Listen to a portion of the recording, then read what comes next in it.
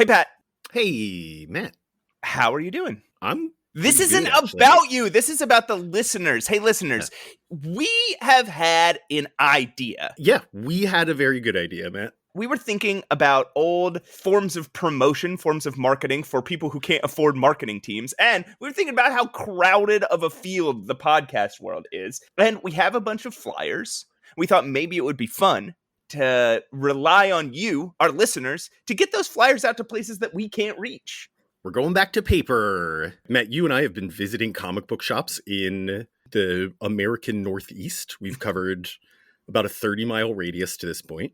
Right. And slow going. And we know that you guys are spread out across the United States, even sometimes other countries. So what can they do, Pat? What they can do is take some of these flyers that we printed up and leave them with local comic book shops. Just say, hey, my friends, you can call us friends. My friends run a podcast, and would you mind just leaving some flyers in your flyer area? If that sounds interesting to you, send us an email at mutantmenacepod@gmail.com with the subject line Street Team. Leave us your address and tell us your favorite X-Man. And me and Pat, neither of whom can draw, will draw you a picture of of your favorite X-Man as a thank you. Drop us a line, become part of our street team if that sounds fun to you. Thank you so much. Yeah, thank you. Let's play the show, Pat. Play the song. I'm Trish Toby with WARC reporting to you live from Westchester, New York, where there appears to be some sort of mutant menace on the loose.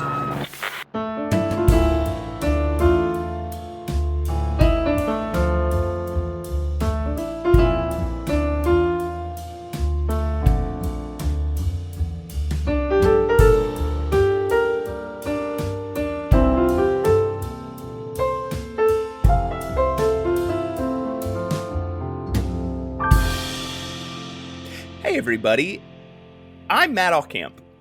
And I'm Pat Rube. And say it with us, Pete. Welcome to Mutant Menace. Holy shit, that was good.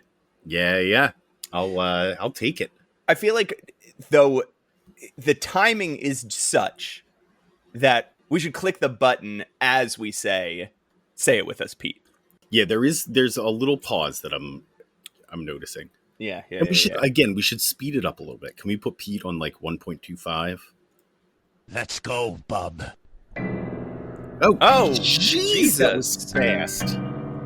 Matt, somebody's got to talk to this music cue. It barges in when it fucking wants to, man. I don't know. I was still talking, but that's okay. It is Pat's Email Corner. Welcome. We do have one email today from a familiar listener. Oh. Mr. Email Michael. Email Michael! Writes in, following all the rules. He says, hey, Pat, tell Matt I haven't seen any of your flyers here in Ohio, but I'll keep my eyes open. We haven't been to Ohio. I do know what a shoulder on the road is. I think that was directed at Sinewave Sean. That was directed at Sinewave Sean, but anybody can answer. Anybody can email us and tell us whether they know what a shoulder is. Right. Okay. Thank you. Thank you, Michael. He says, I am not Pat's wife and therefore can't give my opinions of his new fetish or anyone else's fetishes. Thank you, Michael, but I already knew that you were not my wife. Well, I didn't. He goes on to say, I was not horned up by any of this, but I offer no opinion of anyone who was. See above. Also, I want to clarify, it wasn't a horned up thing for me. None of this is... This is... Pat, last episode... Or was that 2 episodes ago? Pat was so horned. Like, it was 2 episodes ago. It wasn't horny. Pat was deeply horned up by, like, everything we were talking about. I have an appreciation for all forms of love, including sexual. It's not in a okay, all right. Yeah, of course. This guy is a sexual net positive in the world. This guy is just horned up to a state where he can't be horned back down. And this episode is going to be no exception to that. We're going to have to put this guy in some sort of icebox. All right, let's not put this on Email Michael's shoulders, though. He has plenty more to say. He says, also, try to put this one to bed. I never said I felt neutral about the nickname Email Michael. I said the name itself was neutral, as in it is not insulting or flattering. I personally feel fantastic about it. And then finally, I'll try not to turn these emails into any more back and forth conversations in the future. I guess maybe we should stop trying to do that. It's our fault. Like, Michael, you are... Yeah. This is a thing I've noticed with Michael. He really takes on all the bullshit we put on him. Right? Like, we behave badly, and then Michael feels like, oh no, I better address this. No, it's us. We're the shitty ones. You are great. Yeah. Email Michael. I'm almost insulted that you want to stop having a conversation with us. He goes on to refer to it as maybe a parasocial relationship. I don't think so. Well, no, I feel like I know you. Okay, that's parasocial, Pat. I think I'm the one with the parasocial. I think, again, yeah, you don't have to take on our flaws. I read that email. He wasn't saying that he feels like it is a parasocial relationship. He's saying that if we continue this, like, it is a conversation, other people will feel as if he is being parasocial. Oh, well then, yeah, let's clarify it for the rest of the people. He's doing exactly what we told him to do. We are yelling at this poor man. And Tell us, here's he's your just call to trying action. to stay afloat in the world. Here's everybody's call to action this episode. Just tell us how you're doing. We're curious. We want to know, especially you, email Michael. How are things, Just know. I think that would everybody, please, Pat's email corner, mutantmenacepod@gmail.com. I think that is a good idea. I think, like, people writing us about non-X-Men related stuff. Seriously, please just write into us about anything. We want to know how your day is going when you listen to this podcast, or how your week's going. Pat, why are you still talking? Pat's email corner's over. Okay, yeah. I'm sorry. Makes the rules. Yeah, I'm sorry. It's a good time to ask, Matt, are you up to anything X-Men related this week? No, Pat, I just talked to you 2 days ago. See, here's the thing. And the emailers actually should probably know this too. And it's probably, shut up. Look, I'm just mentioning just email. Say email. Yeah, it doesn't have to do this. Okay, the emailers should know that we, for a period of time, became current. Like, we fell behind on our recording schedule, so we were recording like days before an episode came out. We have now gotten back ahead. So if you email us, we'll always be responding like 2 weeks prior. Yeah. It's going to be a little while, but please keep listening to find out if we read your email on the air. We get so many emails. There are only so many we can read before the music kicks in. How about you, Pat? Have you done anything email related? Oh my god, my whole life is fucking email related. Did you do anything X-Men related? Yes, in fact, I noticed just this morning how exceptionally furry I've become.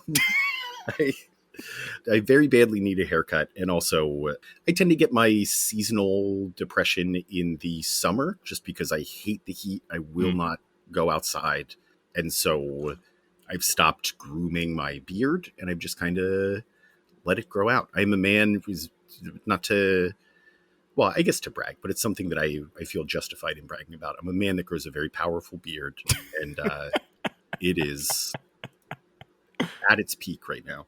Uh-huh. Yeah, I mean, it's looking lush. I look like what was that kid? Who's that kid? Eddie Munster. You look like Eddie Munster because you have a beard. Yeah, because my face and my... Oh, I guess he was. Yeah, he was a little werewolf boy, right? Yeah. Eddie Munster. Let's look at this little freak. No, Eddie. Sorry, you're wrong. Eddie Munster. No, you're right. I know. I'm confused. Hold on. Let me pull this back. Okay. Eddie Munster generally doesn't have a hairy face, but he would become a werewolf, and then he'd have a hairy face. He looks kind of like a vampire more often. Sorry, I am thinking of wolf form. Yeah. Was he a werewolf vampire? No, I think he's just a wolf man. But he looks like a vampire because he's got vampire in his family. His mom is a vampire, yeah. Yeah. Right? Yeah. Mom is a vampire? Did anybody see Jesus! What? All right. He's playing us off. We got to keep this thing moving. We're being bullied by our own soundboard. That's all I did X-Men related this week. So it's a fine time to move on to Matt. I want to say X-Men number 109. Home are the heroes. Oh, give it to me, Patrick. Chris Claremont, author, John Byrne, artist. I guess now is when we should talk about John Byrne, right? I think so. Yeah. It's been long enough. And because now he's here. So John Byrne was just like an artist kicking around Marvel. I don't know much about his like origins, but I know that he was a fan of the original X-Men, like the ones we hated.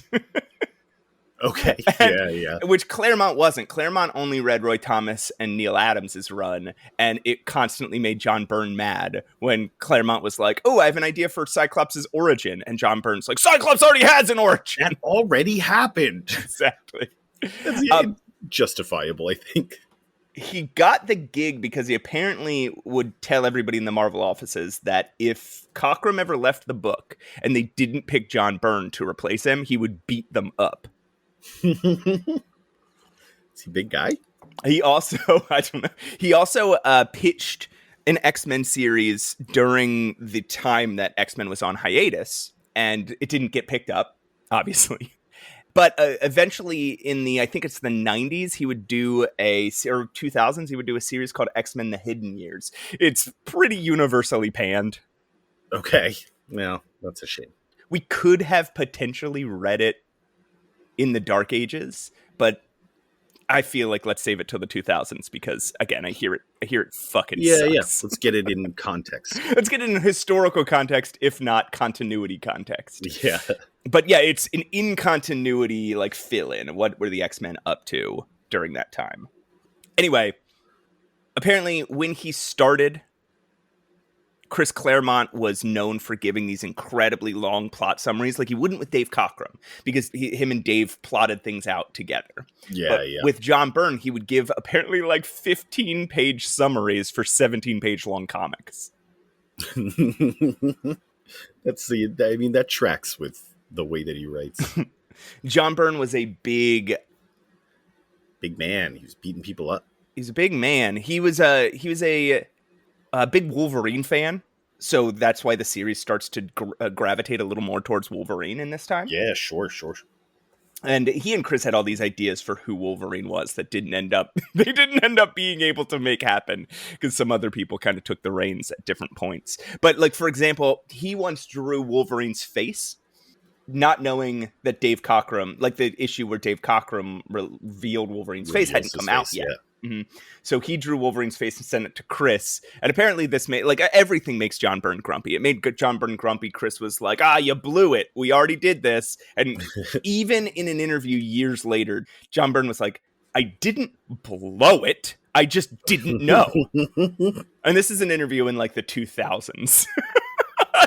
20 to 30 years later. Exactly. And his interviews are all like that. They're just full of him being grumpy. Like, basically, this is what John Byrne is known for in the comic book world, is his weird political stances and how fucking grumpy he is.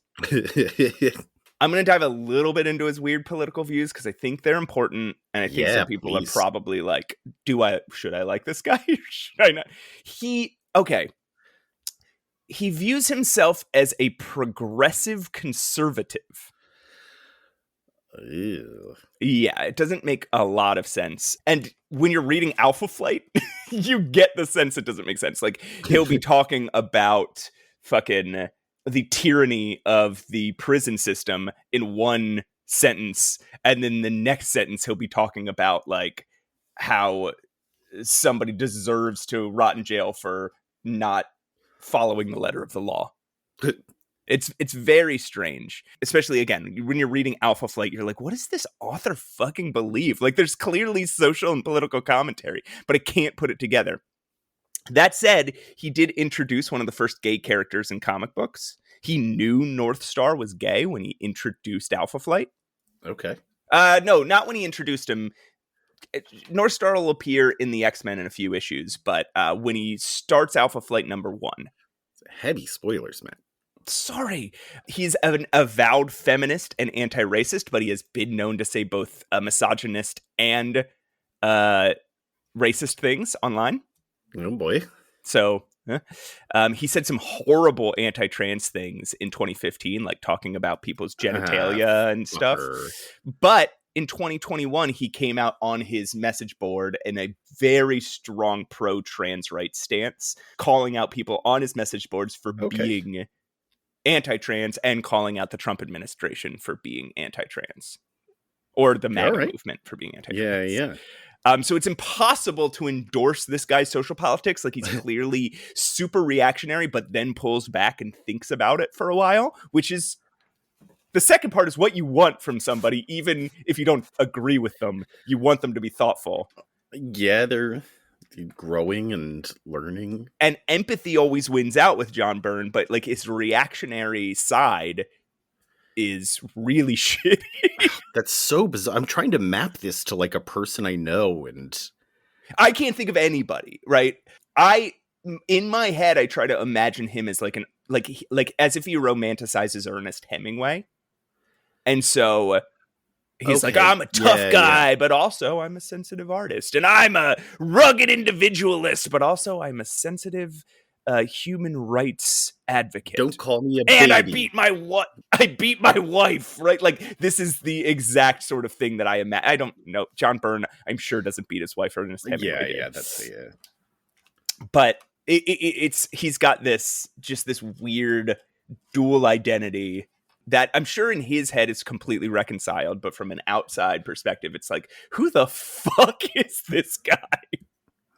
John Byrne, fucking weird. I'll say this though, and not an incredible writer, like a fine writer, but a great artist, like really good. Artist. Yeah.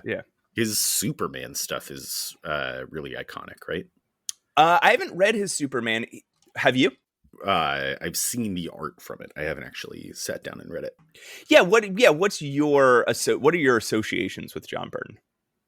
John Byrne, I know for X-Men. I know some of this X-Men that we're reading, and for his Superman. Yeah. Okay. Yeah. He also did some Justice League with Chris Claremont. He did obviously Alpha Flight. He did Iron Fist with Claremont. Yeah. He did Fantastic Four for a long time, which caused some stress between him and we'll get to it eventually. Sure, yeah. It's pretty funny. So a lot of the fights between him and Chris Claremont are really funny because it's clear that John Byrne's just a big baby. but also that Chris Claremont is kind of like a diva. Yeah. And you need that big baby and you need that diva. When you gather a big baby and a diva together, I guess they make really good comic books. I was trying to map that to someone I know, and I can't. I can't think of... John Byrne is a one-of-a-kind human being in this world. For better and worse. Okay, now what can you tell me about Terry Austin Inker? I fucking don't know, man. Didn't Terry Austin, I do know about Terry Austin Inker, because he eventually starts writing comic books, and he sucks at it. Okay. Joe Rosen, letterer, Andy Yankus, colorist, Archie Goodwin, editor. Release date November 15th, 1977. Cover date February 1978. The X-Men return home and all go about their home life things. Logan's in a rush to change out of Fang's costume. He hates that costume now. Charles Xavier is eager to show Lilandra around her new home. Sean makes out with Moira. Aurora heads to her room in the attic to shower herself and her plants with a nice indoor rainstorm. Why does she get everyone else gets a room, she gets a whole attic. She does. I think it's her claustrophobia. She loves to be nude in it. She gets a little sunrise. She likes to be nude generally. It seems like her comfort place is being nude, which I can very much relate to. It's so funny. She'll have a conversation about how much she loves being nude later in this issue. Yeah. I absolutely get it. Kirk calls up Amanda Sefton. That's the strawberry blonde Amanda you told us to look out for in the future, Matt? Absolutely. Yeah. He meets the one that he met on Christmas by catcalling. And they make a date to see Star Wars. Kurt Ruppert. Oh. Kurt has already seen Star Wars. He is taking Amanda to see it because it's his favorite movie. He invites Peter, who is in his own room, writing a letter to his parents and missing home, to join Kurt on a double date with Elizabeth. But Peter has plans to join Sean and Moira on a picnic. Meanwhile, he's the unicorn of the X-Men. Everybody, every couple's like every couple. Yeah. Good for him. Yeah. Meanwhile, Jean's parents are anxious to learn exactly what happened in space, and we get filled in on what happened between the last few panels of last issue. There's a really funny 3-panel sequence where I think Cyclops is thinking to himself, but in the background we see Jean taking her parents outside and explaining her Phoenix powers, and it's just peaceful scene in the garden, Jean surrounding everything in flames and her parents being knocked off her feet, and then return to peaceful scene in garden. It's a very good little show. Very good. After the crystal incident, the Imperial Guard was about to kill the X-Men, but Lilandra stops them by claiming her right to the throne. Her minister stops her, though, to tell her that the paperwork will take a lot of time. It's just bureaucracy of the Empire. Corsair tells Jean he decided Scott would be better off not knowing his father is alive and fucks off. We have to just sit on the secret, Matt. Yeah, we don't know if we'll ever see this fucking guy again. Yeah, and it's just lingering in our heads. Cyclops, sorry, I can't tell you, my friend, my dear leader, that maybe they'll reveal it. Dad is. Maybe they'll tell him next issue. Maybe it'll come up real fast. I doubt it'll ever come up again. Storm does overhear this conversation, though, and she and Jean both decide to keep Corsair's secret.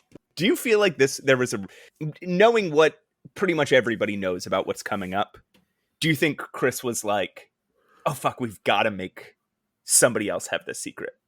Oh. Just in case. Yeah, interesting thought. Then again, he doesn't know. Actually, what we know is coming up, he doesn't know. He has a completely different plan. This is you're getting this is a blind item. Okay. Scott himself is upset about the ways that Jean is changing and the distance that's growing between them. Plus, he knows something is up about Corsair. He asks Moira where to find his brother, and we find out that Alex and Lorna were freed from their mind control and are out on Muir Island helping Madrox in the lab. They're fine, Matt. Yeah, what happened to them? Didn't they get blasted in outer space or something? They got blasted out in the desert by Firelord.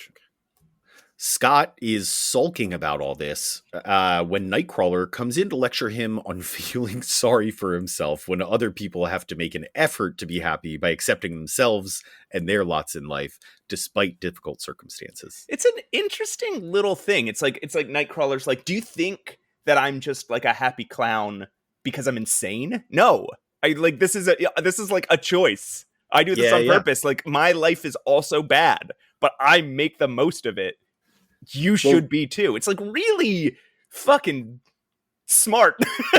He also, they quickly get interrupted, but he goes on to say, like, that wasn't the end of my point. If we had been able to complete our conversation, I really feel like Scott would have come around. Like, he's applying a little tough love and hasn't been able to apply the love part of it yet. That's your Kurt Rupert. Kurt Rupert.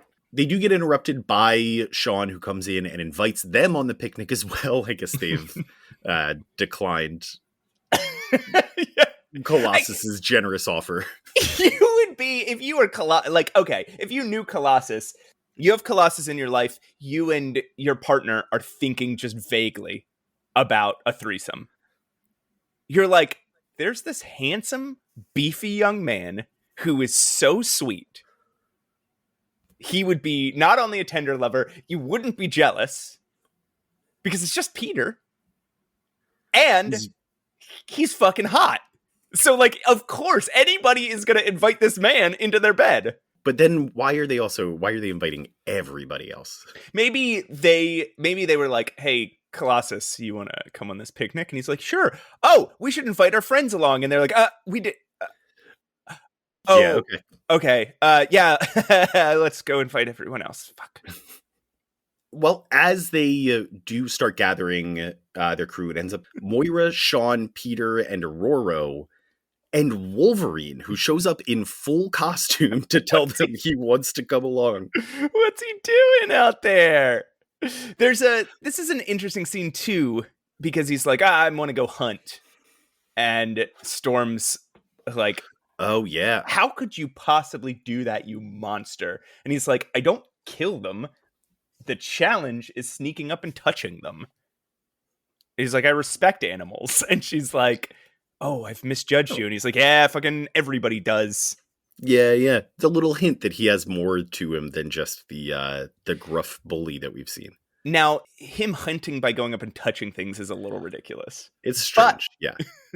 But what really speaks to Wolverine's character here, to me, is it was when Storm's like, I've misjudged you. And he's like, yeah, everybody does that. To me, that's the kernel here that hints at there's so much more inside Wolverine than we've seen. Very funny to think of him running up to like a little rabbit and just slapping it on the behind. Then giggling and running away. So yeah, it turns out he just wanted to live to the woods outside of Woodstock, where he wanted to do some hunting, some gentle hunting. As he tracks a doe, it suddenly runs off just before James McDonald Hudson, aka Weapon Alpha, drops from the fucking sky almost on top of Wolverine. Whoa, holy shit. Turns out, this is an old friend of Wolverine's sent to retrieve Canada's Weapon X. That's Wolverine. That's Wolverine. Did we know that already? Yes. That he was Weapon? Okay. He's wearing a cybernetic suit that looks like a half Canadian flag and allows him to create force fields and fly, which we learn in a short fight sequence with Wolverine. They're both impressed by how much each other have improved since they last met. This is cool, right? Like, there's this character that appears that has this whole backstory that fits into Wolverine's secret backstory that we know nothing about. Yeah. And this character looks stupid, but also rad at the same time. Yeah. And he's got an attitude, but it's different from Wolverine's. We have an immediate characterization for this guy. Yeah, he's like mean Captain America, or like... Yes. He's like proper arrogant, not gruff arrogant. So this is a Byrne creation. John Byrne had a bunch of what he called fan characters that he had done nothing with. They all eventually make their way into Alpha Flight, but this is one of them. He was named Guardian because of a line in the Canadian national anthem or something. Weapon, Jason, you can confirm that. But he wasn't allowed to use it because they had just introduced the Guardians of the Galaxy. Oh, yeah, I guess that would have caused a little confusion. Right, so Claremont named him Weapon Alpha. Next time we see him, he'll be named Vindicator. But when John Byrne started Alpha Flight, he changed his name back to Guardian because he was like, Canada has nothing to vindicate. Why is he Vindicator? Weird. Yeah. Okay, after that, we cut to a few miles away where Moira and Sean are roughhousing in the lake. And Peter and Aurora are sitting on the banks talking about their homeland and how much Aurora likes to be nude. Yes.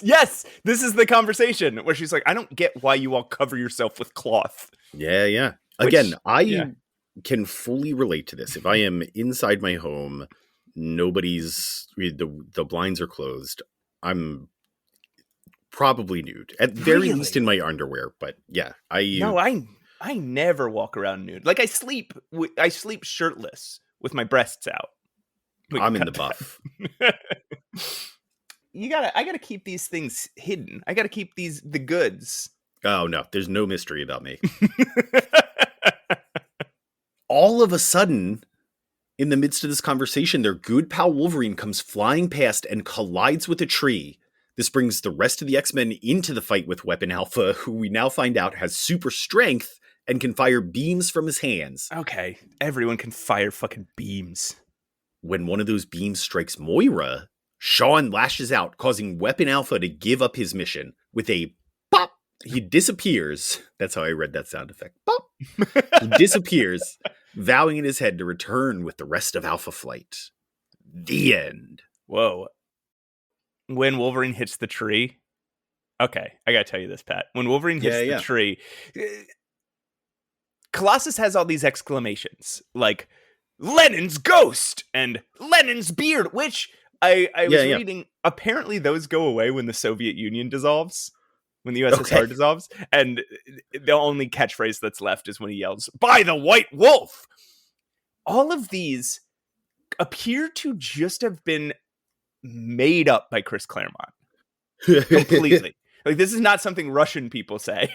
This is not a Siberian thing. This is just Chris Claremont's, well, I know one thing about this. We have to keep reminding everyone he's Russian, so he's going to yell Lenin's Ghost. So I went looking through like databases of the first mention of any specific word or term or whatever in any, scanned literature on Google.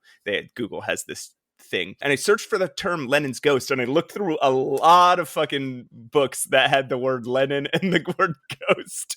But the first time outside of the X-Men that somebody exclaims Lenin's Ghost is in a 1983, so after Claremont, a 1983 play by somebody named Nancy Manera and a guy named Simon J. Donahue about just a wacky group of people in New York, and it's called Mixed Nuts. Oh no! Are you sure they're not an improv team?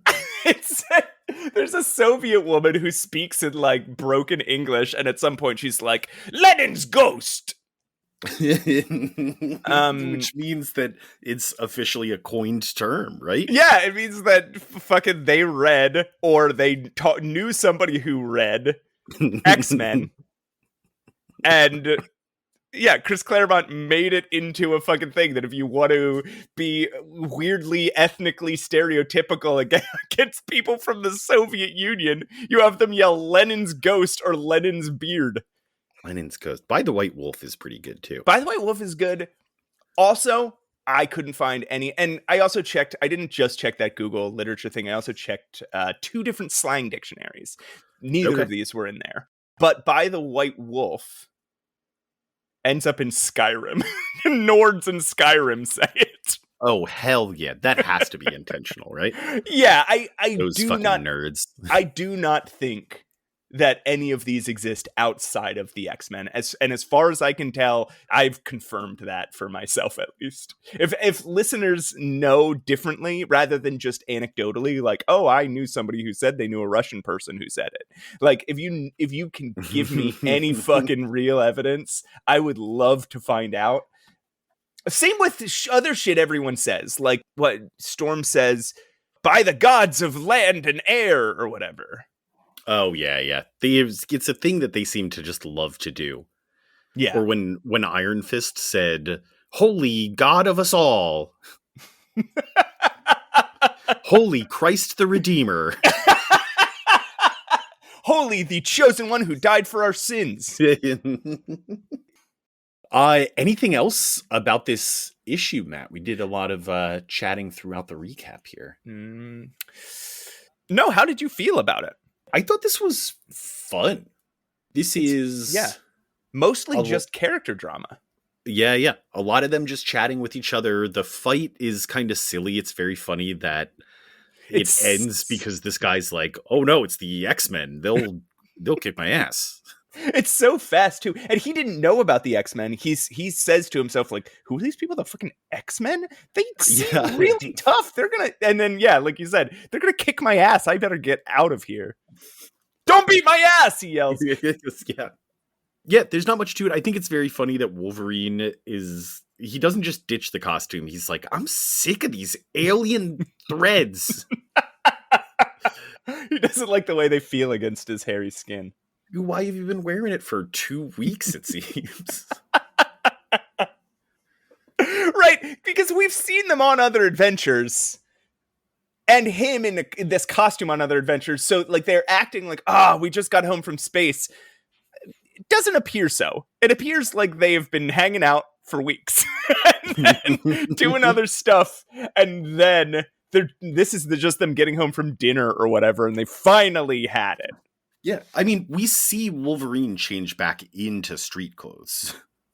It's very weird. It's very weird. I think it's just a mistake that he was wearing the Fang costume in that Iron Fist issue. Yeah, probably, but it's nice to imagine it. We got an extra issue out of it. Matt, can you please tell me about the next issue? You mean X-Men 110, the X Sanction? Yes. All right, yeah, I'll tell you about it. It's written by Chris Claremont, drawn by guest artist Tony DiZuniga.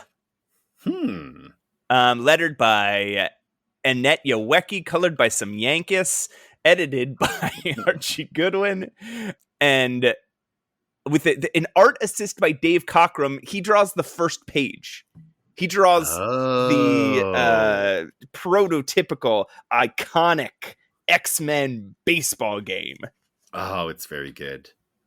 I think the fact that Byrne is not involved in this one is kind of apparent. I think this is one of the weaker issues we'll see. We'll talk about it. Sure. Yeah. I think it's very self-contained.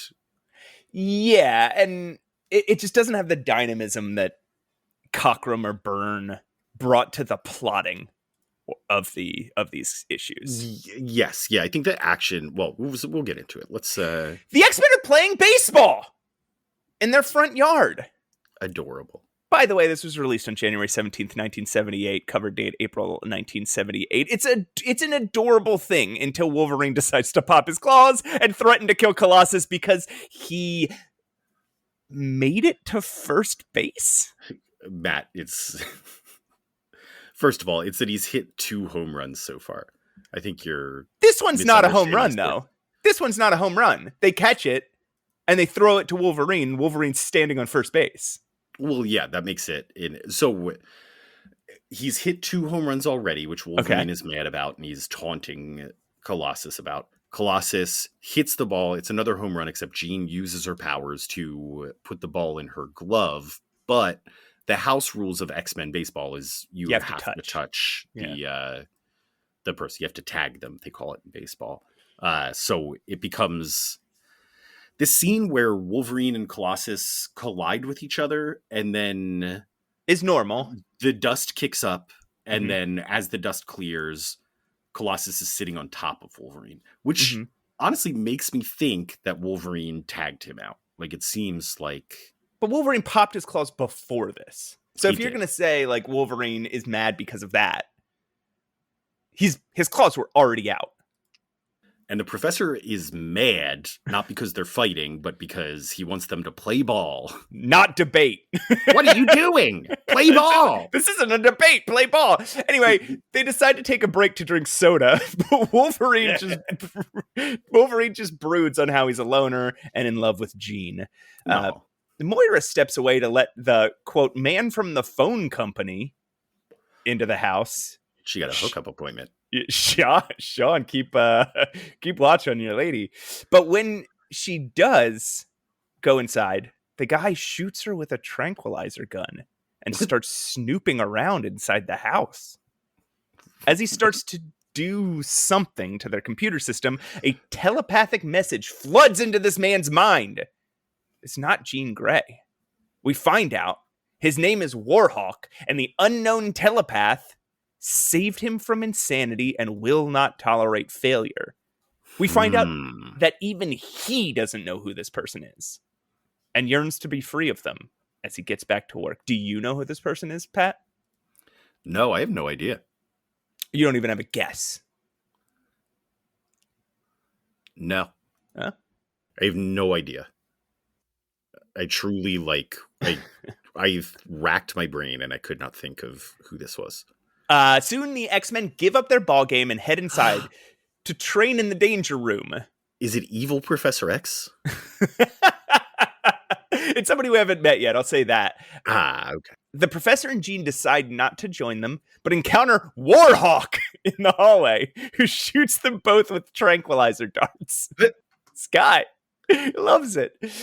Cyclops instantly learns this through Jean's telepathy and commands the X-Men to run upstairs, but the danger room locks them in and begins attacking them. When Storm and Nightcrawler get caught in a net, the Angel special, Colossus fastball specials Wolverine up to free them. As he comes back down, he sees Cyclops in danger and almost just lets it happen, but decides to save him instead, prompting Cyclops to say, "That's one I owe you." Pat, we have to keep track of these. Yeah, Because keep count of this is an ongoing Wolverine Cyclops thing forever. Is like, this is gonna get great. like, now I owe you one. Well, now I owe you. Now you owe me too. Like, I don't know if they keep track of it, so we'll have to keep track for We them. will. And I do not remember it. Like, this might go away for 20 years and then get brought back up. So, like, at some point it'll come back up. We just have to really keep this in our heads, like cement it in your head. Who owes who? Okay, Cyclops realizes the safety systems have been bypassed, so he orders Nightcrawler to teleport himself outside with Wolverine to disconnect the power. The strain, however, is too much, and after getting outside, they both pass out. Yeah. This is great. I love that they are starting to build on Nightcrawler's powers here and just like give us more insight into like, this is what happens when he teleports. This is what happens when he teleports another person. Yeah. This is what happens when he teleports a heavier person. Right. There eventually will be a lot of rules about Nightcrawler teleporting and what's hard and what's easy and like what direction he can go, how far he can go, how frequently he can do it. They also just start calling it bamfing, which I love. Yeah, Wolverine's like, I didn't know it was so difficult getting bamfed. So inside, the X-Men continue fighting the Danger Room, but Storm gets trapped in a box. Colossus gets trapped in goop. Oh my god. Banshee gets knocked out by a fall. Only Cyclops is left standing. Thankfully, Wolverine has gotten to his feet outside the Danger Room and slices through the power supply. Just then, he's ambushed by your favorite guy, WARHAWK. Don't start with that. Turns out your favorite guy, WARHAWK's skin is made of metal, and the two fight until they stumble to the Danger Room door, just as the X-Men burst out. Ooh. They knock the dude out, and the police come to arrest him. That's the end of WARHAWK. I think that's the end of WARHAWK forever. Good. Loser League. Loser League. Wait. Pat. Does he come back? This was not the first appearance of WARHAWK. Oh. That's dumb. He apparently first appeared in Iron Fist. Oh. Or Marvel premiere in an Iron Fist. In an Iron Fist story. I don't know if that counts. But he's created by Chris Claremont. So Chris Claremont loves this guy. And Chris Claremont love this guy. I don't like him. I think we don't see him again. We do see him again in X-Men in 20 years. Okay. All right. Well, he's out of the Loser League. Good. We don't have to deal with him ever. Yeah. We don't have to deal with him again for a very long time. Anyway, afterwards, Jean officially rejoins the X-Men. Hey. And Professor tells them that your favorite guy, WARHAWK, must have been sent by someone who is great and powerful and knows a lot about the X-Men. And Wolverine says, bring him on. Hell yeah. Okay, so now that you know that he was sent by an organization that is powerful itself and includes powerful people, do you know who he was sent by? I have some guesses now, yeah. I'll beep it out. I'll beep them out. Do you want me to tell you if you're right or wrong? I should also ask that first. Okay. That is correct. Hey. I'm going to beep it. Oh, I can't wait. What do you think about this issue? I think it was fine. I think I expected a little more out of the X-Men playing baseball, and I know that is my preference when reading X-Men, not maybe everybody else's, but I would love to see more powers on display, a la the Twilight vampire baseball game. Yeah, I think this is basically how these... I'm trying to remember if... Like, usually this is how it goes. There's a couple panels of them playing sports together. I'm trying to think if there's an issue where it gets real into it. Yeah, I would love to see just like a 6-page sequence of them playing backyard football or something. full powers on display. They do play a lot of baseball. They sometimes play basketball. Yeah, in the 90s, they get really into basketball, right? Yeah, well, actually, I think we're going to see some basketball in just like 10 issues or something. Oh, I can't wait. There are 2 moments back-to-back here that had me laughing out loud. Okay. Number 1, they're in the danger room. We mentioned that Colossus gets covered in goop, which is funny on its own. But what happens is out pops, if you remember from, I think it's single-digit issue X-Men. I don't remember exactly which issue, but Professor X built a robot to help train them in the danger room named it Colosso. Oh, yeah. And it pops back out. We haven't seen it in 90 some issues, but here it is popping back out. And Scott says, Colosso, he's all yours, Colossus. Which is so stupid. And then you think you're going to see a showdown between a robot and a metal man, both of whom are extremely powerful. Yeah. But instead, this robot just shoots out paste. He just scoops him up. Covers poor Peter in a goop, a paste, some sort of gel that just glues him to the ground as he tries to wrestle his way out of it. It's so gross and weird. And well, that was the point of Colosso, right? Like he neutralizes all the X-Men's powers. Yeah. Just it subverted my expectations for sure. I thought we were going to get a couple of big punches. Yeah. There is some big Colossus punches in this issue, though. He punches out WARHAWK. Yes. It's a very fun 2-panel moment because they have WARHAWK dead to rights. So Kurt comes in and tries to punch him to knock him out. But his skin is made of metal. So he's like, ow, my hand. Says Colossus, his skin is made of metal just like yours. He hurt my hand. And Colossus says, oh, well, I could solve that problem. And just bam. Yeah. I did. So at one point reading this, I typed into the notes, like, how the fuck did they explain this to the police? Like, they call the police and have the police come. And then Chris Claremont is there, this son of a bitch. Oh, not again. And he's like, okay, how did you defeat WARHAWK, this guy who's supposed to be undefeatable? And they're just like, I don't know. We got lucky. And he's like, all right, well, I guess that's all the explanation I'm getting from you folks. Yeah, they're used to incidents at the Xavier Mansion, and they're true. All right, these guys are keeping some sort of secret, and we're better off not knowing what it is. Have we seen this man before, Captain Delaney? I know they mention him by name, but yeah. Well, Claremont loves to do this. He loves to give everybody names. That's true. No. This is his first and only appearance. They say his creator is Dave Cockrum, but this issue's drawn by Tony DeZuniga. Oh, maybe he drew the last page too. Not according to an interview with him. All right. How do we transition out of this, Matt? I don't know. WARHAWK is a stone flummoxed. I know he's your favorite guy. So all right, I'm nipping this in the bud. Maybe when we see him again in 20 years, if you refer to him as my favorite guy, I'm going to be very upset.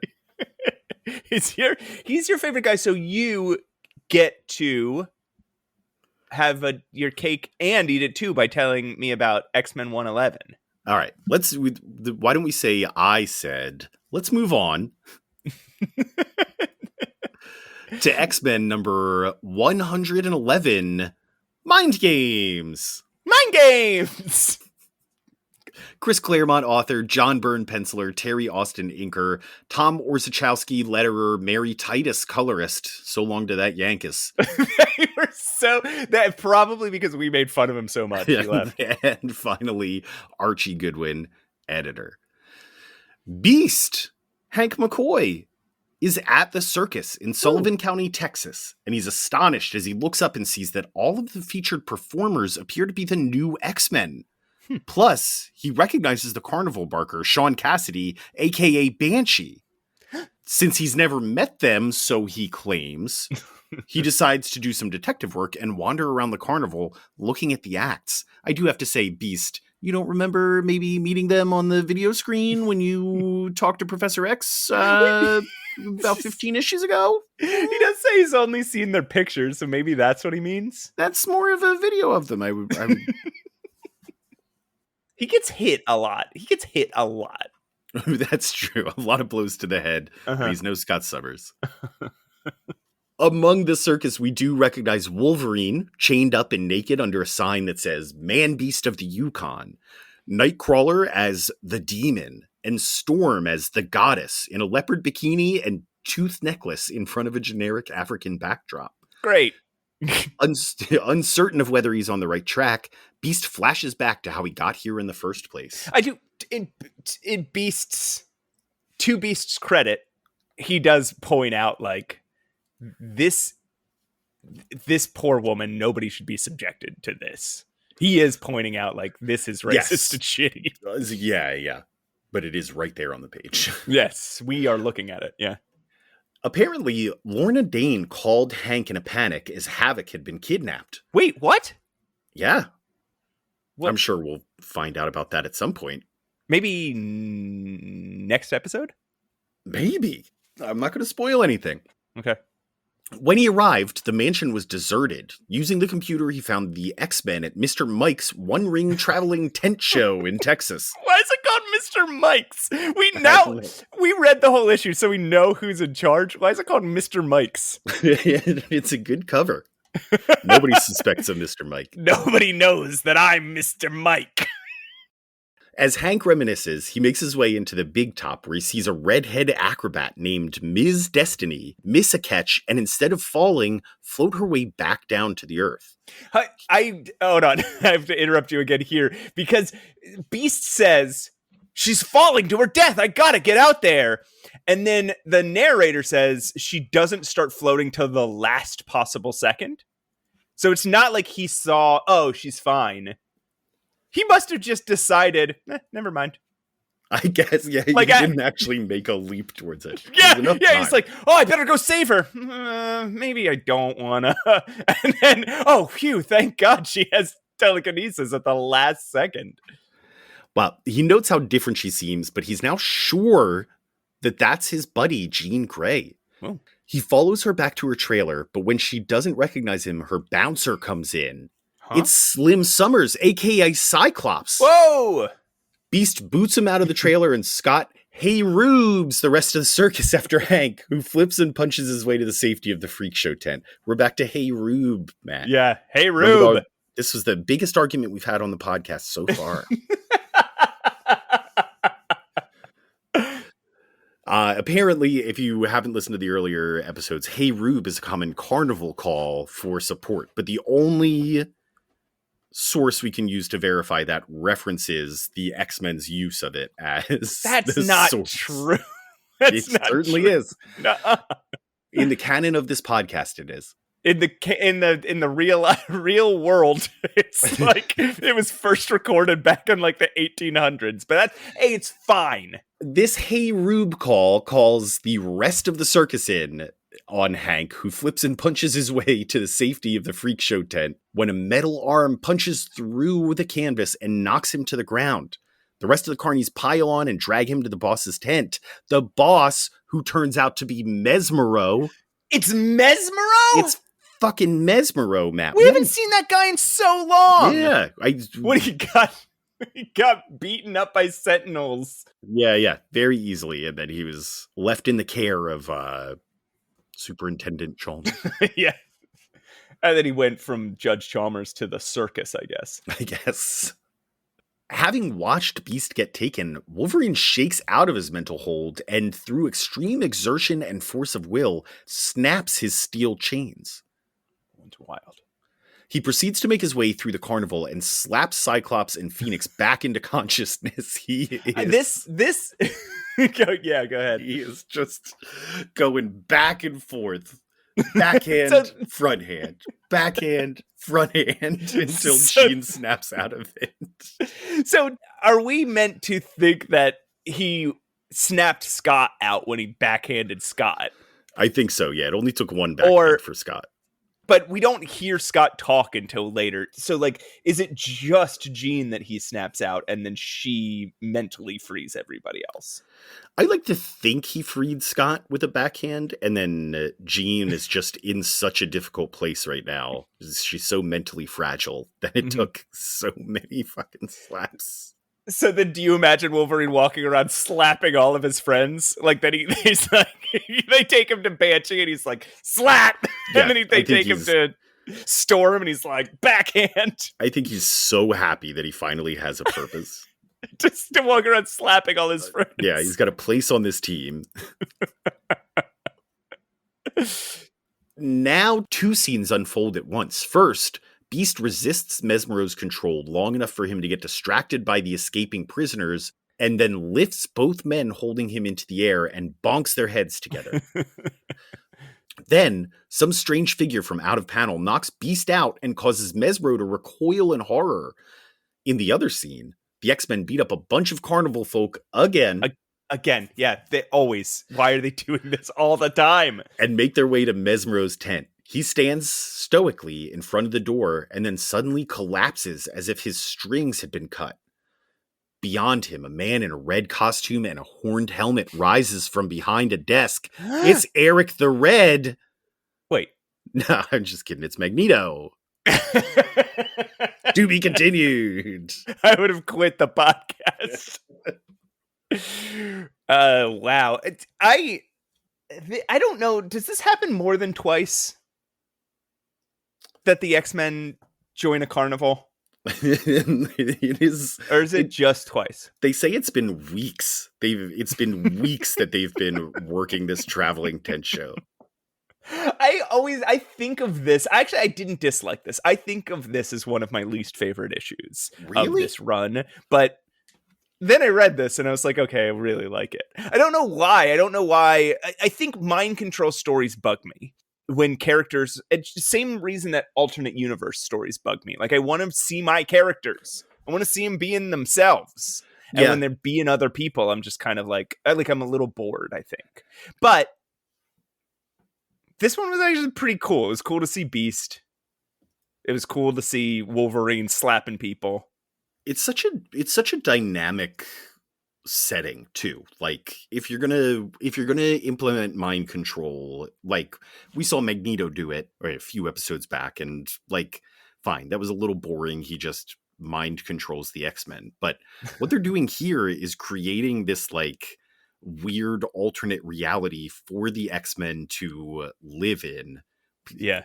I assume it's just for $1, just like for Mesmero to make some money with a legitimate freak show. It's hard to tell. It was hard to tell what Mesmero's motivations were the first time. It's even harder to tell this time. Or he just wants to embarrass them.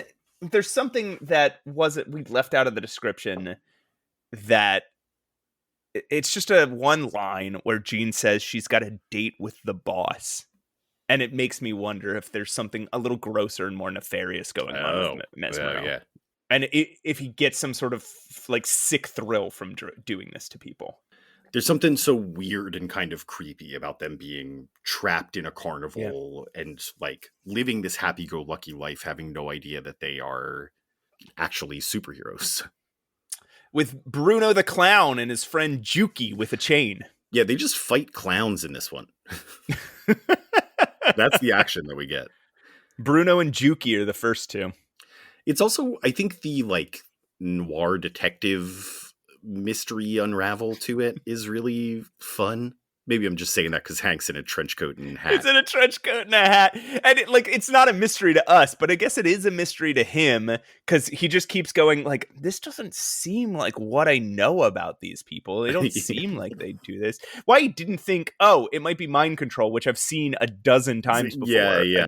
Could be Mesmero, who I've met and battled. There's a thing that happens with Beast a lot where he's wearing a hat and a trench coat. And nobody recognizes he's blue and furry. Until the hat falls off. And then they're shocked. They're like, oh my God, who is this freak? This happens with Ms. Destiny and Slim Summers. Yeah. And it's like, I would definitely notice if someone was blue and furry if they were wearing a hat and a trench coat. They're looking at him in the face. She's talking about him staring at her. She's looking at him in his eyes. His cat eyes. Yeah, exactly. There's a couple of things about Wolverine's escape here that I want to mention. Number one, they do this really good thing. Comic books forever and ever have always had this habit of being like, okay, this character's not strong enough to do this thing until he summons the strength to do it. And it's done here, but it's done in a way where Chris Claremont's poetic narration of him, like summoning strength from within that he's never had before to break these chains that are supposed to be 100% unbreakable. It covers for the fact that he just needs to be stronger, so he is stronger. It's like, it's really well written, and you kind of forget it makes it very easy to suspend your disbelief because he's writing so flowery. This was the biggest plot point of every time I played with my action figures as a kid. They would get into a really... the villains would show up, put the heroes into an unwinnable situation. They would, like... Because that was the fun of it, right? Being clever enough as a little boy to think of how do you subdue all these superpowers. Yeah. So it's just this like little creative factory of like, and then you could stop Cyclops by doing this. Oh, and then you could stop Wolverine by doing this. But then it's like, well, now all the heroes are stuck. Yeah. How are you going to write your way out of this one, all camp? Unwinnable situations. And it's always just like, but then he summoned the extra power from deep inside of him. And yeah, I mean, this is Cyclops blowing everything anyone ever puts over his eyes off of him. My other strange thing about Wolverine's escape is he's naked and chained up. He escapes and then immediately pops into the tent in full costume. Did he stop by the evidence locker? Well, so, I mean, so do all the X-Men as they charge Mesmero, right? Mesmero must have like just carefully packed away their uniforms in an easy to reach location. We're picking out details here because this is actually pretty tightly written for such a unusual and sort of foundationless story. In fact, I want to know what happens next. Well, why don't I tell you about it, Matt? How about I tell you about it, right, Pat? Fine. X-Men number 112, Magneto Triumphant. No. Chris Claremont, author, John Byrne, penciler, Terry Austin, inker, Bruce Patterson, letterer, M. Titus, colorist, what? Jim J. Shooter? Jim Shooter is here. Matt, I don't want to talk about Jim Shooter unless we absolutely have to. Okay, let's not talk about Jim Shooter. I also think it's funny that at this point, Dave Cockrum is doing the covers of all of these issues, even though John Byrne is penciling them. And it is because there are two things. When John Byrne talks about it, he's like, these friggin' editors didn't think I was good enough to do the covers. And when Dave Cockrum talks about it, he's like, I made them let me do the covers. Or like he was working. Like this is why Dave Cockrum stopped working on the X-Men, is because he started being like the cover guy in the Marvel bullpen. Okay, yeah. And so he was like, I can't make the commute all the way to New York, work 8 hours a day, and then draw a comic book. So anyway, Dave Cockrum had a little bit of control over this and was like, he made sure he drew all the X-Men covers because he had a rivalry with Byrne. And it's like, it was his way of sticking it to Byrne, like, you don't get to draw your own covers. Byrne gets to play with all the characters that he invented, so now he's got to get some measure of revenge here. Yeah. All right, so the release date here is May 16th, 1978, cover date August 1978. The gentleman's name is Magneto, a man the new X-Men have fought once before in their brief careers. He beats them hands down.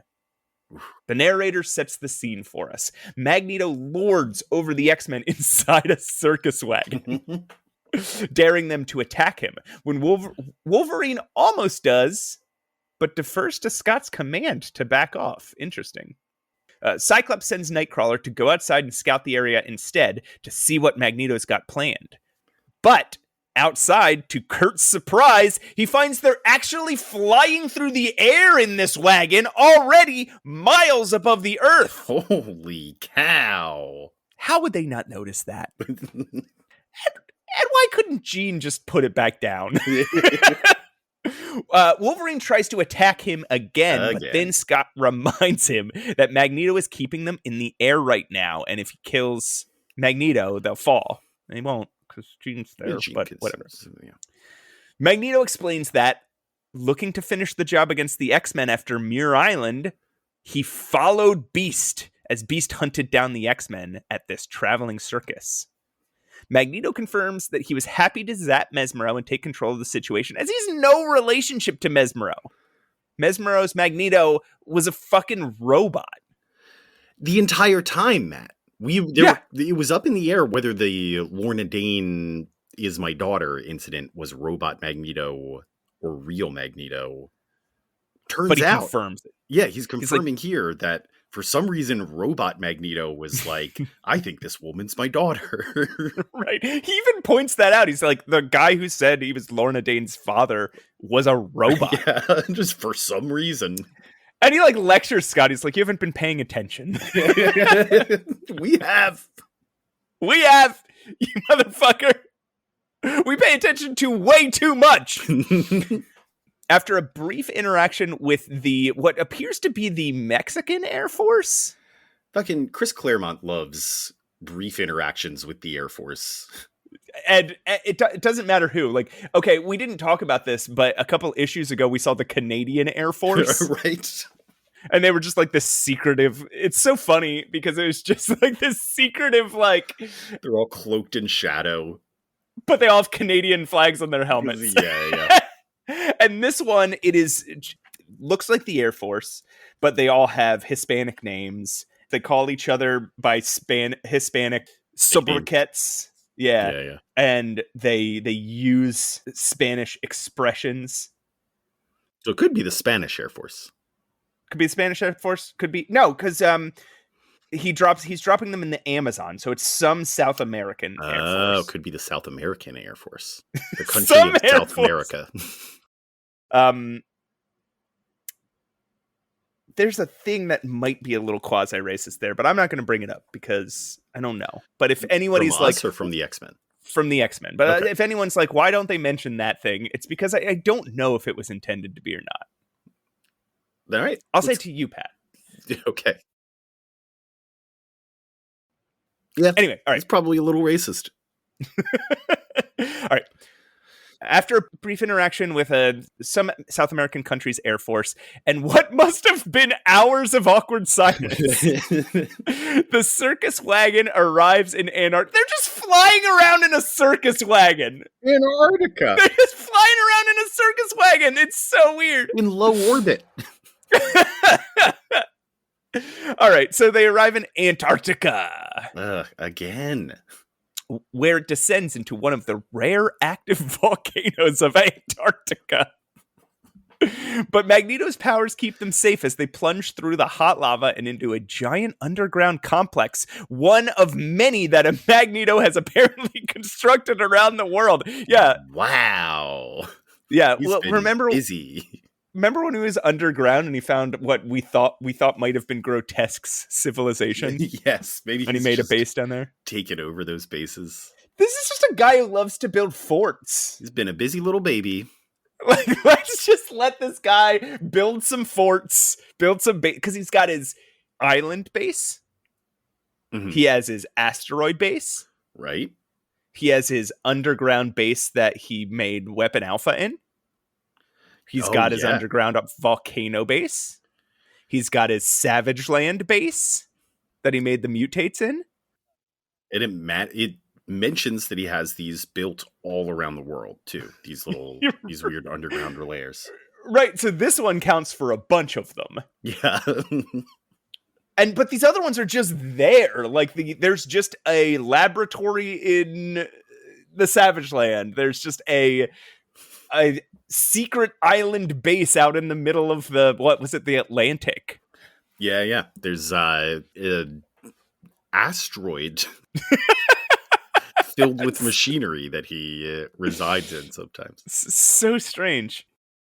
But as Scott notes, their attacks aren't coordinated at all. They're all acting individually and getting their asses handed to them.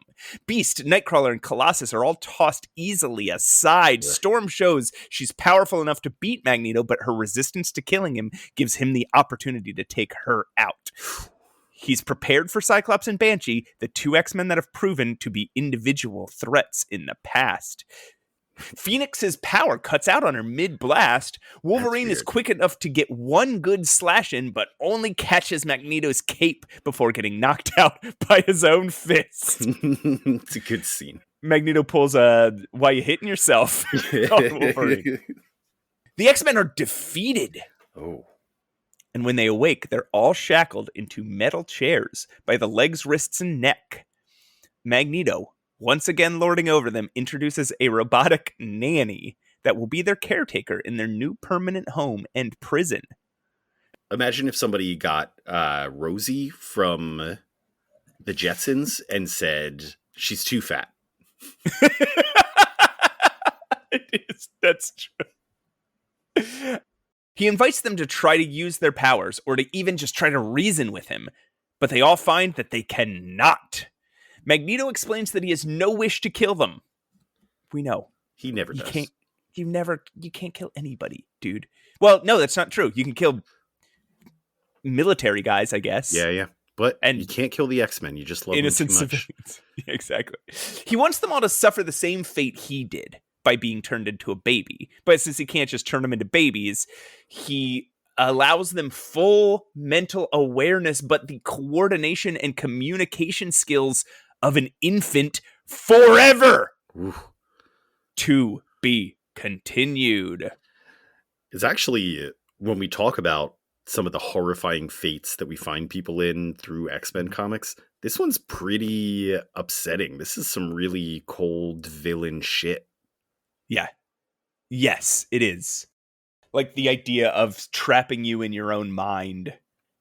Yeah. But not while your body can do nothing. Exactly. Yeah. And, I mean, to be fair, this is revenge for him, because he said that's exactly what happened to him as a baby. He retained all his memories of Magneto's life.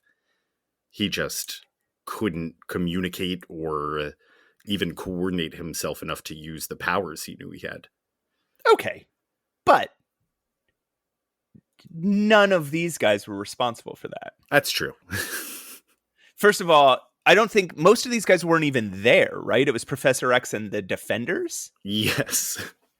And on top of that, Professor X didn't even do it. Alpha did it. The guy he invented. It was his own fault he got turned into a baby. Yeah, it was. He didn't. Why does he need to get revenge on the X-Men for something that none of them had anything to do with? He's just a meanie. Yeah. He wants to spend time with the X-Men. He wants to be their father, just like he knows Charles Xavier is. Yeah. Do you think as a baby, he was just spending the entire time thinking about how he wanted to hang out with the X-Men? Oh, I used to be older than them. They'll probably think I'm so lame now. Maybe when I grow up, they'll hang out with me. Maybe I can be their student. Magneto does some cool stuff here. He calls Wolverine. He refers to Wolverine just as Madman. Every time he talks about Wolverine, he just calls him Madman instead of Wolverine. Yeah. He's like, what are you going to do now, Madman? What are you... Oh, Madman is coming at me. Also, there's another moment. There's the moment where Phoenix's powers unleash and Magneto's not ready for it. Yes. He's like lying on the ground and he's just like, good Lord. Which echoes some other characters we've seen watching Jean use her powers since she's become the Phoenix. Yeah. He was not ready for it. No. He also, this is a very fun moment. He's just wandering around the circus in his full Magneto costume. Okay, Pat, but he told us he could do this before. He did in the we past. we already know in the Blob issue, I think it's issue 3 of the X-Men. He specifically told us. No, it's much later because Blob when joins. They try to recruit Blob for the Brotherhood. So it's like issue 7 or 8. He told us, I love the circus because I can just walk around in full costume and nobody looks nobody twice. notices it. It's great. And so now this is just a thing he does sometimes. He's living it out. There's a moment that I don't entirely understand where there's a scene where Storm is using her powers. She uses the full force of a blizzard to try to defeat Magneto, only stops short because she doesn't want to kill him. He takes the opportunity, knocks her out, and then says, little did you know that the cold actually enhances my magnetic powers. This raises 2 questions. Number 1, how? Number 2, if that's true, why are you set up in the middle of a volcano? Yeah, nobody knows how magnets work. In all of Marvel, no one knows. None of these Marvel people know how magnets work. Why don't you tell us, Matt, how do magnets work? I don't know how magnets work, but I'm also not writing about it. I'm also not sitting here like, and then he used his magnets to control people's brains by moving the iron around in their blood. Yeah, I don't know. I don't know why. Yeah, why would he go to a volcano? Why wouldn't he just be cool all the time? Yeah, why wouldn't you stand up slightly higher in Antarctica or away from the volcano? There's a moment here where Magneto kind of says what he's been up to since Muir Island, and I think he's hung out with Captain America or something, but then he apparently got in a fight with the Champions, and I don't know if we announced this yet. Pat, did we last episode? We did. We'll be reading through the Champions. So not only next issue are we going to be catching up with what Havoc and Polaris have been up to outside of the X-Men. In, I think, 5 episodes, we'll be reading through the Champions, and I guess we will find out what Magneto was up to. Okay. That'll be a lot of fun. There's... we'll make it fun. Really interesting sequence that we sort of simplified as Magneto doing a "why are you punching yourself" on Wolverine. But what he really does is Wolverine goes to slice him, slices his cape. Magneto notices him, starts controlling his arm and forcing his claws towards his eyes. Pulls him away at the last second because he doesn't want to kill the X-Men. But in the last moment that his claws are heading towards his eyes, Wolverine has pupils on his mask. If he's scared enough, his pupils burn through his mask. It's anytime you see a mask that has eyes whited out and then you just draw 2 little black dots on it, it makes everything look so different. Yeah. I imagine what's happening there. This is how I imagine it. I might be wrong.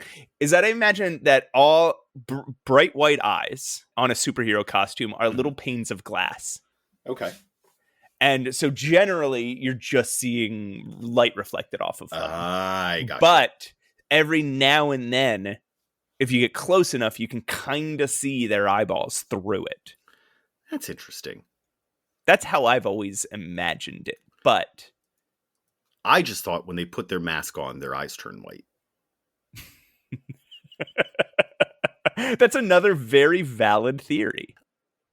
Oh, the thing he did with Wolverine. So it's thing Magneto does. He also does it with Colossus, where it's like he's putting people in this situation where it's like, I'm going to use this against you, so you choose what you want to happen here. When he's making Colossus fly in the direction of Nightcrawler. Oh, right.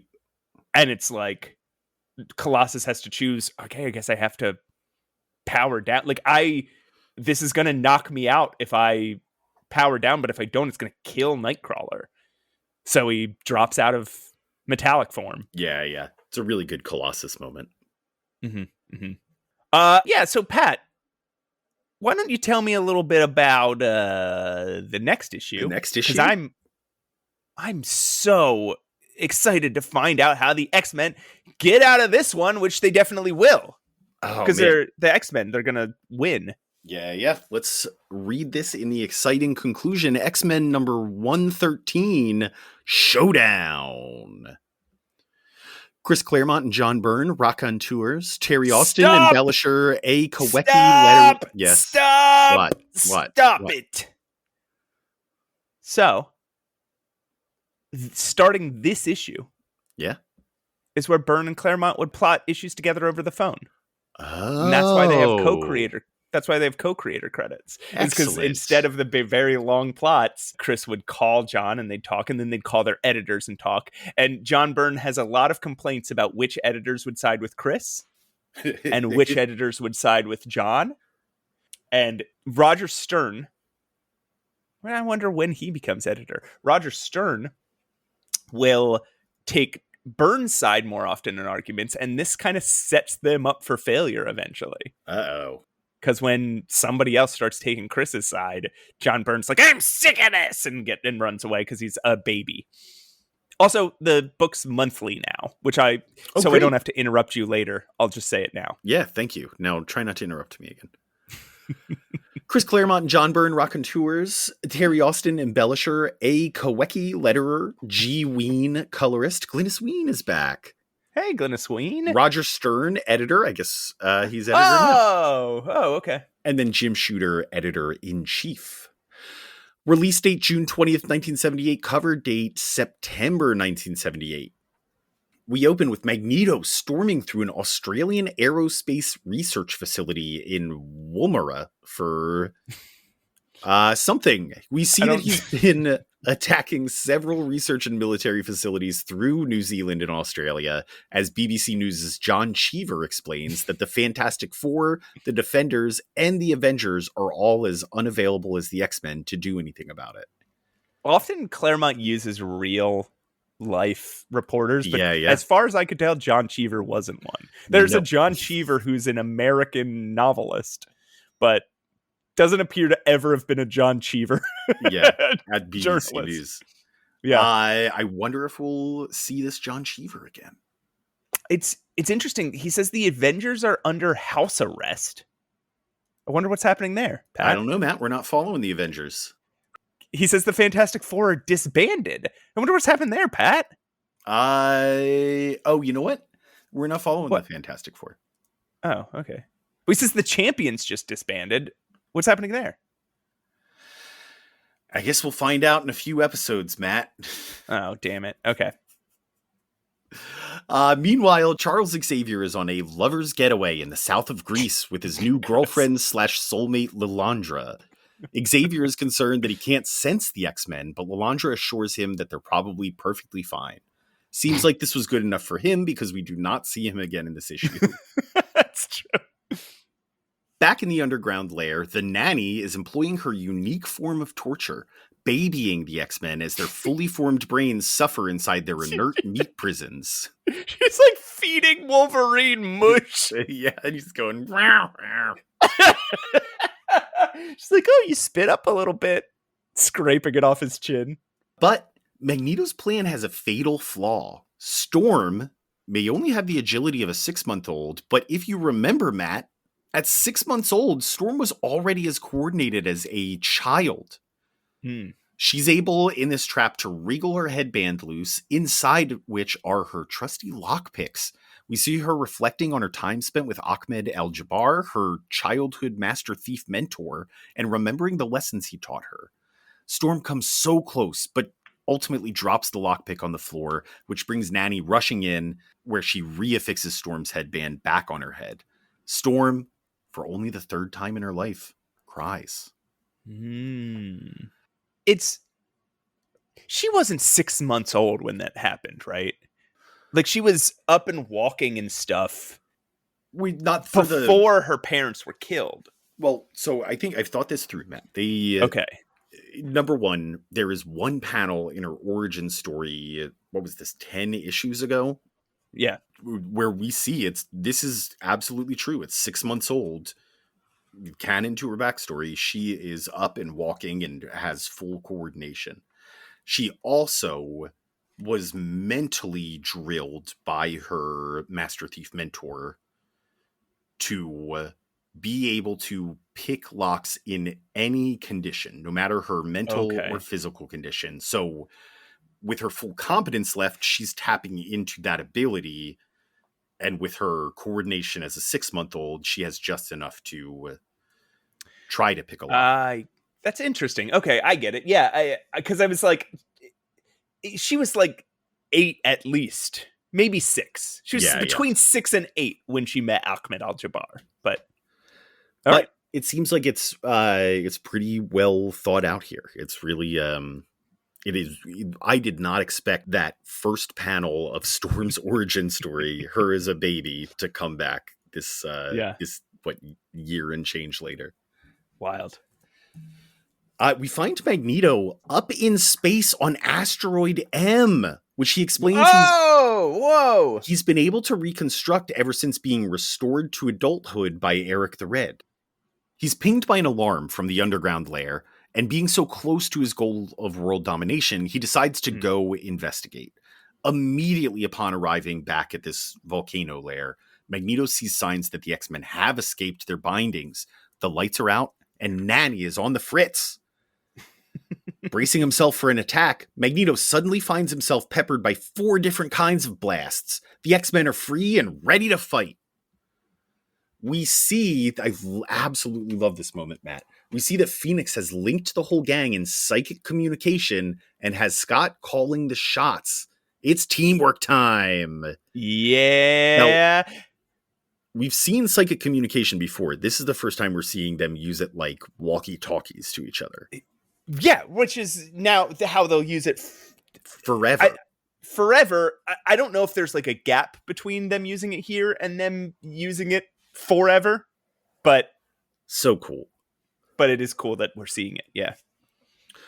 So the battle begins. Despite his bracing for the attack, Magneto is still stunned from all that power. Storm, I love this as well, starts draining the humidity from the air around him to start slowly dehydrating him. So what a weird choice, but super cool. Yeah. Banshee comes in with a direct scream to the chest. This opens up Wolverine with enough time to get one good slash in, and this time he does not miss. Yeah. The Phoenix steps up and telekinetically backhands Magneto across the room, crashing him into the control panel.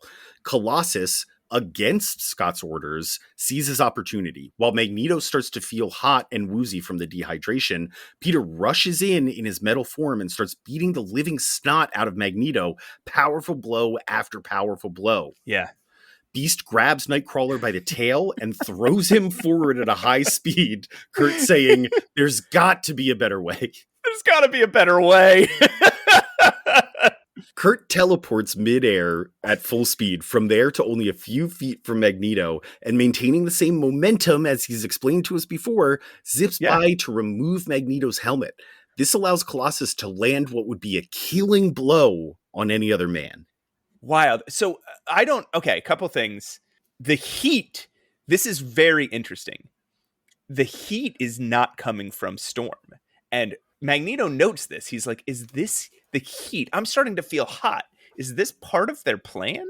Yeah. Which is about to come back up, I think. Oh, I thought it was because he was dehydrated, but it might be because of this very next moment here.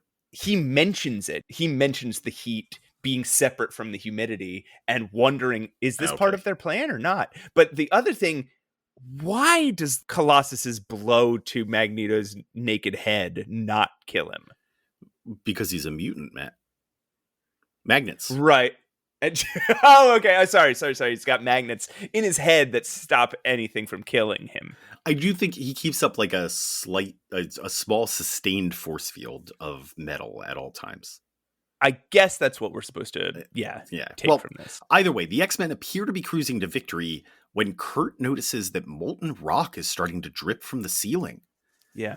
Magneto, between taking blows, explains that Phoenix's reckless use of powers earlier destroyed the controls and cracked the walls that were keeping the hot lava out of the facility. He zips off before anyone can catch him, barely making it back to the surface with the injuries he sustained. But what will the X-Men do? I don't know. Above ground, for a moment, there's only silence. But then we see a bird of flame shoot up from the snow and light up the sky. It's Phoenix carrying Beast with her to the surface. This seems to have sapped all her power, though, and she immediately passes out. Hank, unsure what to do, stranded in the middle of Antarctica, doesn't last long before passing out too. Once again, there's only silence. To be continued. So I want to stress here how desperate this looks. Yeah. The X-Men are in the deep underground facility being covered in lava. The last thing we hear from Cyclops is like, oh, I've been cut off. He says to some of the X-Men, there are these other X-Men on the other side of this lava. Help me blast my way through the magma to get to them. Like, that's the last we hear from Scott. And then Magneto escapes and the lava fills the thing up and the place explodes. I thought for sure what we were going to get was what you were saying about that flying circus wagon. Like, sure, Magneto can't do it, but seems like the Phoenix probably could. Why don't they just let her handle it? And then we see her pop up through the ground in this burst of flame into the snow, and the only one she's carried with her is Beast. Where are the rest of the X-Men? What? Seems like she was separated from them, and like she was on the verge of like death herself, right? Because she passes out immediately. Yeah. And Beast is talking about how you can like barely hear a heartbeat, right? Yeah. And where's he going to find a hospital? They're stranded in the middle of Antarctica. Exactly. And he lays down and he's like, strange, I thought it was supposed to feel cold. That's how people freeze to death. Yeah. That's why you often find people who have died of exposure nude because they got too hot. Yeah. Their bodies, in order to, I don't know how it happens, but their bodies send the wrong signals to their brains. And or maybe just like me and Storm, they love being nude. It's like, if I'm gonna die, I'm gonna go out with my dingle hanging out. That's right. Going out the way I came in. Dingle out. This is a good issue. There's this thing about Phoenix, right? Where, like you said, Magneto points out that she's been reckless. And she is, right? Like, she is being absolutely reckless. And this is not like Marvel Girl. This is not what Jean Grey was like in the past. There's a moment a couple issues ago that we also skipped over, which is as soon as she pops out of Mesmero's hold, she unleashes on Wolverine, knocks him back so fucking hard, and she says, like, don't you hit me ever again, you little man. Yeah. And then comes to and apologizes. Like, right. Like, Jean Grey says, oh, I'm so sorry that I did that. Like, there's something going, as we're seeing, there's something fucking going on with Jean. That what Cyclops says, she's different. Yeah. There's something very different about her. And that is a cool moment. Also, Magneto looks great in these issues. Yes, he is back to, like, I think he's more menacing than he's ever looked. I was going to say, not even back. He is, for the first time, he looks regal. He looks dignified. He looks menacing. He looks like you would be awestruck to see John Byrne's Magneto. And it's small tweaks. Again, it's just like he looks a little more regal because, like, he's a little more filled out, and his shoulder pads, the other accents are just a little more finely done. His head's a little smaller in his helmet, so it casts this shadow over his face as he's talking, and kind of they understand the madness that needs to be in his eyes. It's really the madness that's in his eyes without him completely losing control. Like, he'll stand there his eyes will look mad, but he'll just stand there clutching his cape or with his arms folded. Yeah.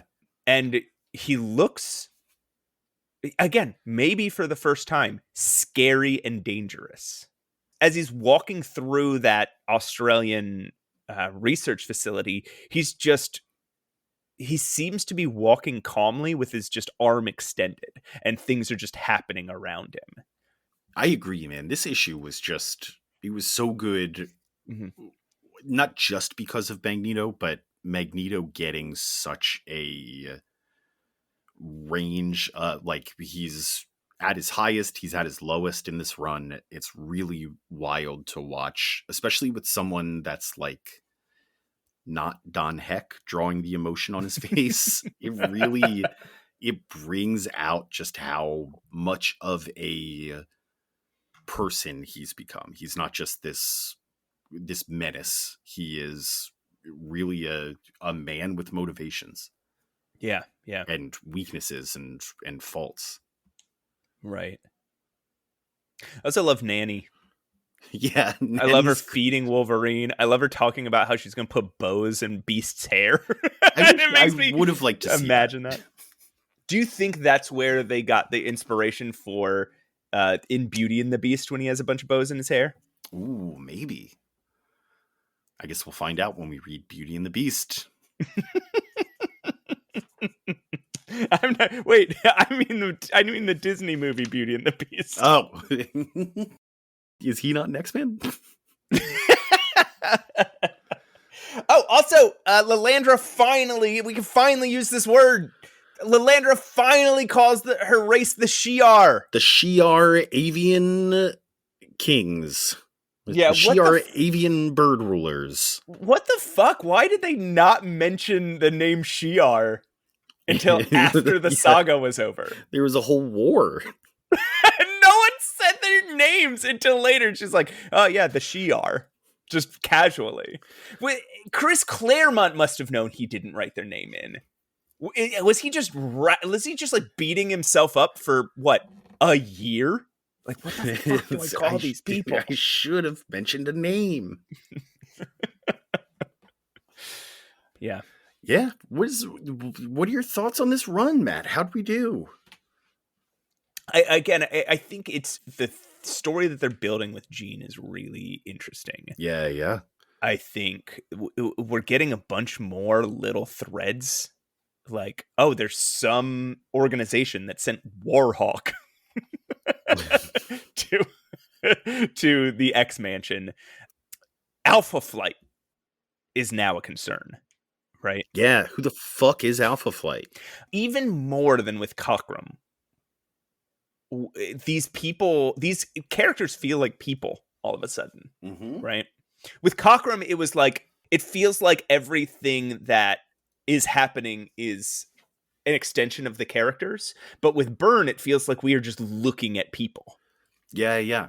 I'm in the same place. I think I love how much characterization we're getting from diverse sources. Like, it comes from the story choices they make. It comes from the things that they say to each other, the way that they say those things, their body language, even just like the way they fight, all puts characters on display here. It really, everything they do, I know I've said this before, but like, not a wasted pen stroke. Every line of dialogue, every action they make is very deliberate. It's really they're using these panels.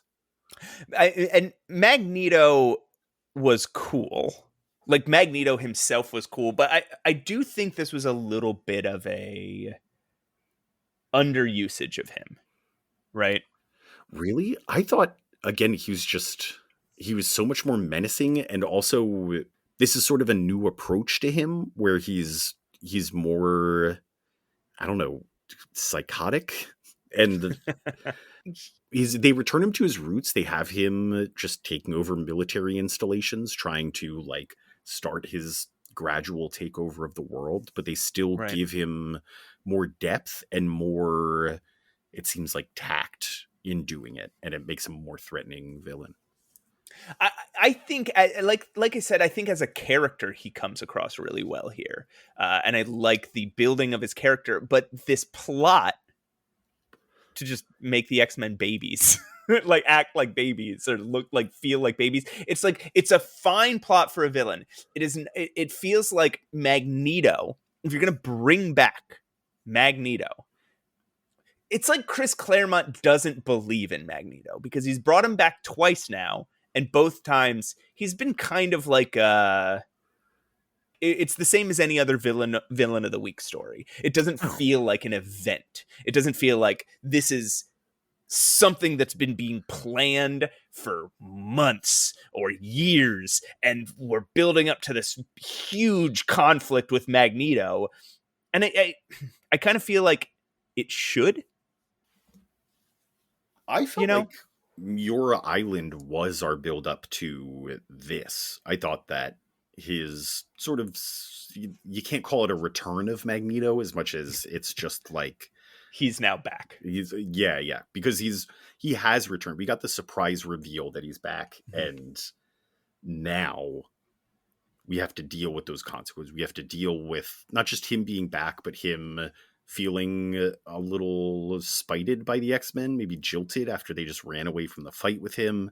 And I think that this really is like, we know that he doesn't want to kill the X-Men. What we're seeing here is his next best option, which is imprison them and torture them for the rest of their lives.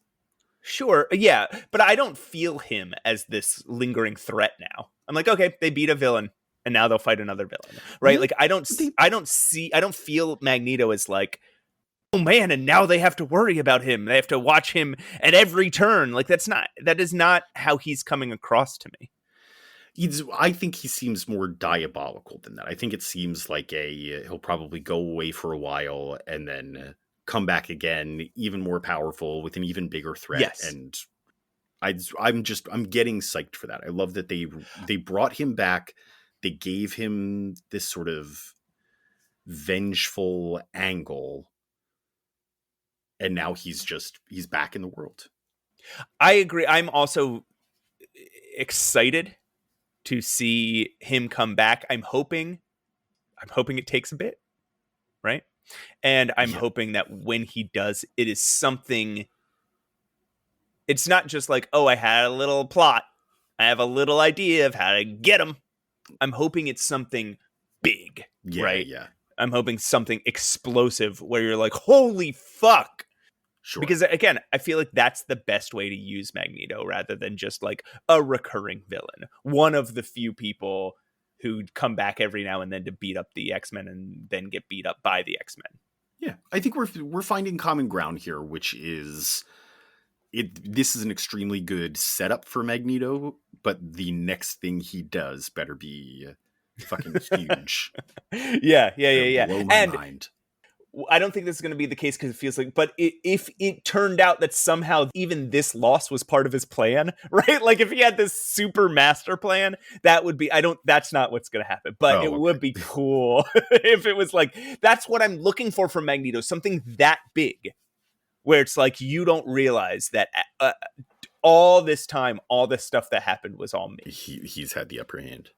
Yeah. Well, I guess we just got to write that X-Men comic, Matt. Or Grant Morrison did in the 2000s. One last thought on this run generally is that it did feel a little self-contained, I think, or like they're fairly short stories that they're telling here where they're dropping little threads, but we're not pulling on any of them really. We just kind of deal with Mesmero and Magneto stuff here. It almost feels like it's a run to warm us up. Like they're saying, hey, something big is about to happen. So here's some issues just to like keep your interest in the X-Men while we plot out, this big crazy event.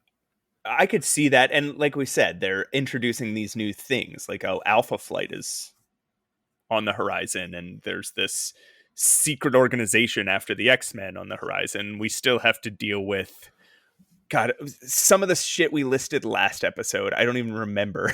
I don't even remember it all. There's a lot of threads just hanging out there. But yeah.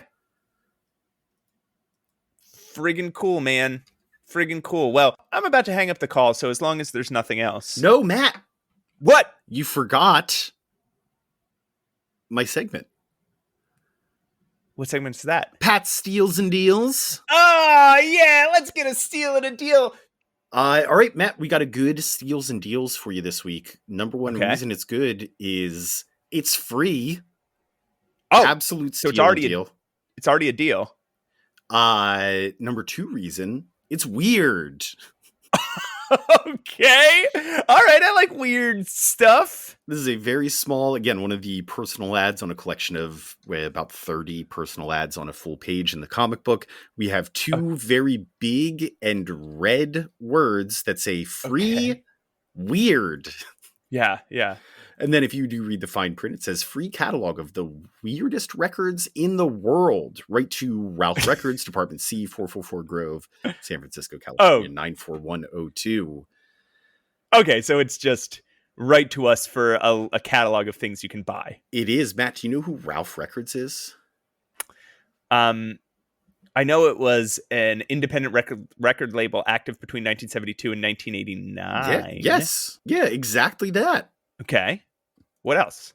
Well, so they are sort of an underground music collective. There was a group called The Residents in the 70s that they weren't necessarily a band as much as they were just a group of weird musicians. They came together as a collective. They formed this record label and produced albums by...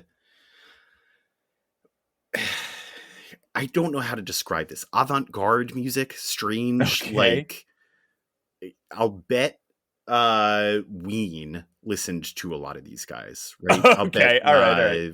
They Might Be Giants probably listened to a lot of this. It is theater of the absurd in music form. It is a lot of fun to listen to, but not something that you would ever put on to listen to for your own enjoyment. Does that make sense? Yeah. Not good, but interesting. If you can find it on YouTube, you can find The Residents, you can find Schwump, SCHWUMP, you can find Snakefinger, three very distinct artists making very strange music in the same vein. You had a weird afternoon, huh? I really did.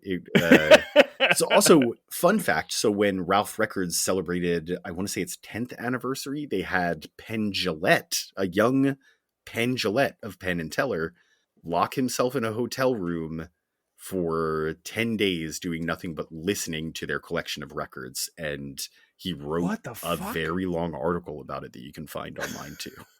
My God. I had a wild afternoon, Matt. They had a lot of records too. Yes, they did. A bunch of fucking mathematical music nerds just making as much product as they could before the record label went.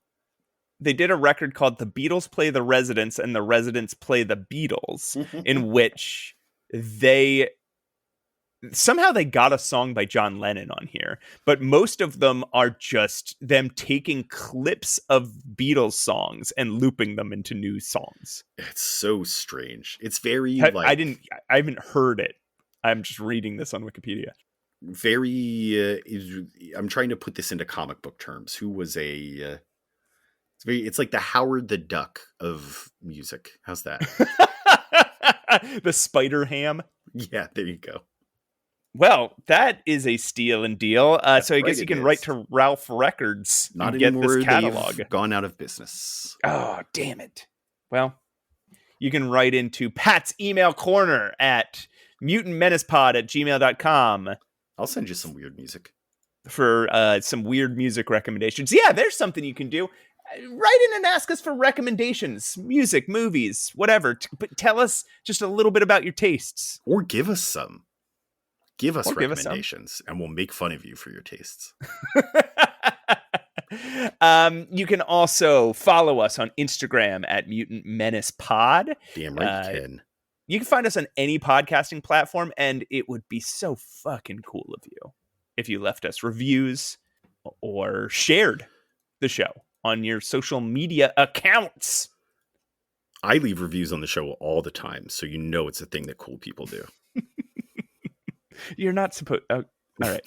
Huge thank you, as always, to Krills Wilson for our opening theme. Huge thank you to Julia Selly for providing the voice of Trish Tilby. And next week, we're not reading the X-Men. Ah, shit.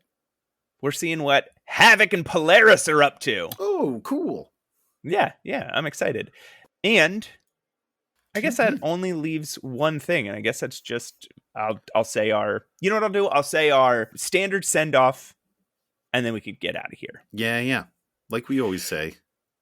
Willis, you dumb cluck, you went and left the gorilla cage open again. That's right, folks. And as always, Wahoo!